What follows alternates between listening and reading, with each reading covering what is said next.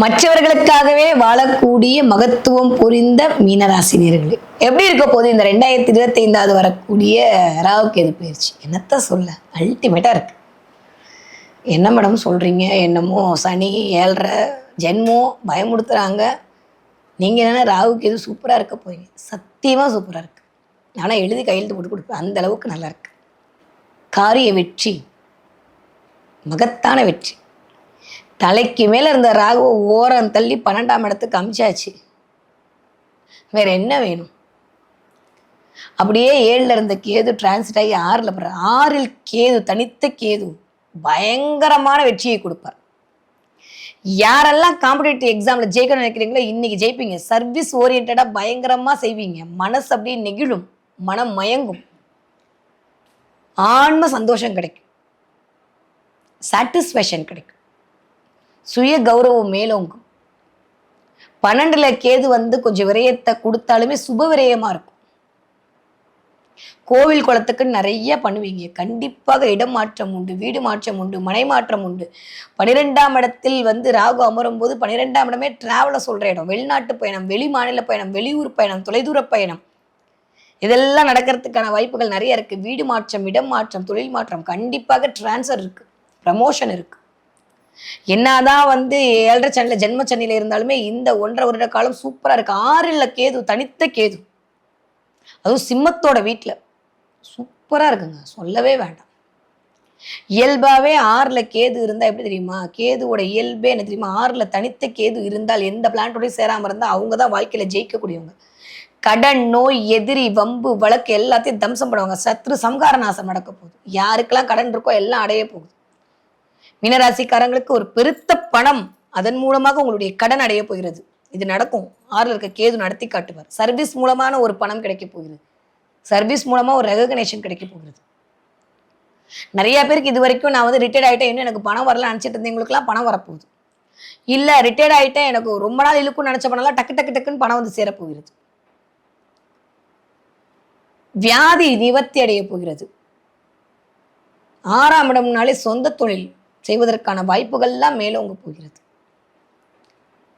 இது வரைக்கும் வேலை பார்த்துட்டு இருந்தேன், திடீர்னு வேலையை விட்டு சொந்த தொழில் பண்றேன், அதுல ஏதாவது எனக்கு போட்டி பொறாம நிக்குமானா நிக்கவே நிக்காது. அல்டிமேட்டா அடிச்சு தூள் கலப்ப போறீங்க.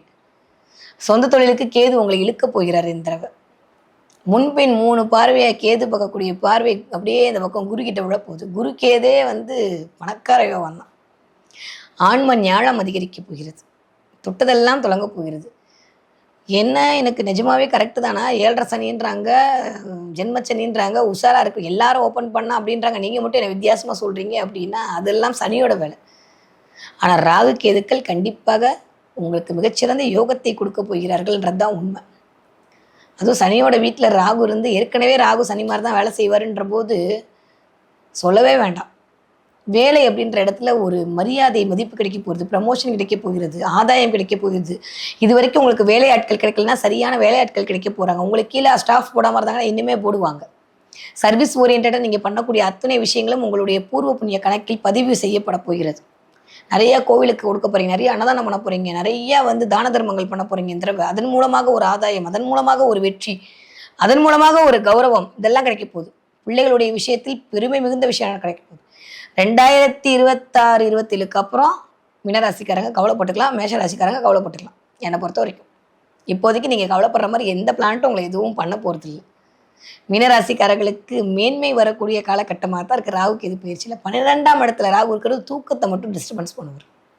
தூங்க விடாமல் போட்டு டார்ச்சர் பண்ணுவார். மனசை போட்டு கஷ்டப்படுவார். நெருங்கிய உறவுகளுடைய இழப்பை கொடுப்பார். அதுதான் 12ஆம் இடம்னாலே மோட்சஸ்தானம் இல்லையா? அப்போ நெருங்கிய உறவுகளுடைய இழப்பை கொடுப்பார். அதுவும் காலப்புருஷனுடைய 11ஆம் இடம் சனினாலே அண்ணன். ஸோ அண்ணன், தம்பி, அப்பா, இதில் கொஞ்சம் கவனமாக பார்த்துக்கோங்க. இதை அவாய்ட் பண்ண முடியாது. ஆட்டோமேட்டிக்ஸ் அவங்களுடைய கர்ம விதிப்படி நடக்க போகிறது. இருந்தாலும் இதற்கான வாய்ப்புகள்லாம் இருக்குது. இந்த தடவை இதுக்கான இதில் கஷ்டப்பட ஏன்னா திரும்ப சொன்ன மாதிரி ராகு கேதுக்கள் நல்லதையும் செய்வார்கள், கெட்டதையும் செய்வார்கள்ன்ற விஷயத்தில் தான் நம்ம இந்த எபிசோடையே ஆரம்பிச்சிருக்கோம். ஸோ இதெல்லாம் நடக்க போது கவனமாக இருந்துக்கோங்க. ஹெல்த்தை பார்த்துக்கணும். பல்லு சம்மந்தப்பட்ட பிரச்சனை, கண்ணு சம்மந்தப்பட்ட பிரச்சனை, மீனராசிக்காரர்கள் கவனமாக இருக்க வேண்டும். யார் நல்லவங்க யார் கெட்டவங்கன்ற முகத்திரையை கிழித்து உங்களுக்கு காட்டக்கூடிய அமைப்புல இருக்காரு சனி. அதை பார்த்துக்குங்க.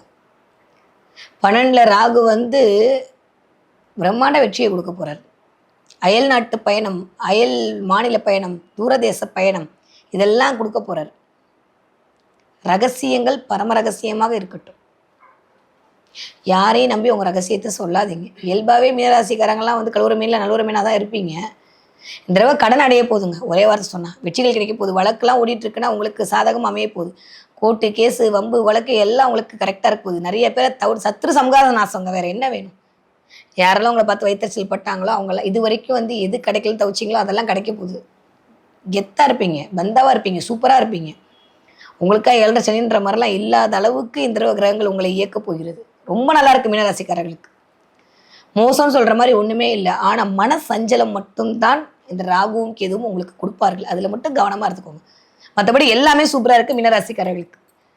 பழனிக்கு ஒரு தடவை போயிட்டு வாங்க முடியும்னா. பழனிமலை முருகன் அருளால் உங்களுக்கு வரக்கூடிய அத்துணை விதமான தடைகளும் தவிடு பொடியாக்கி பக்குவ நிலையை கண்டிப்பாக முருகன் உங்களுக்கு கொடுப்பார். ஏன்னா அவரே வந்து ஞானப்பழமாகத்தான் இருக்கிறாராங்க.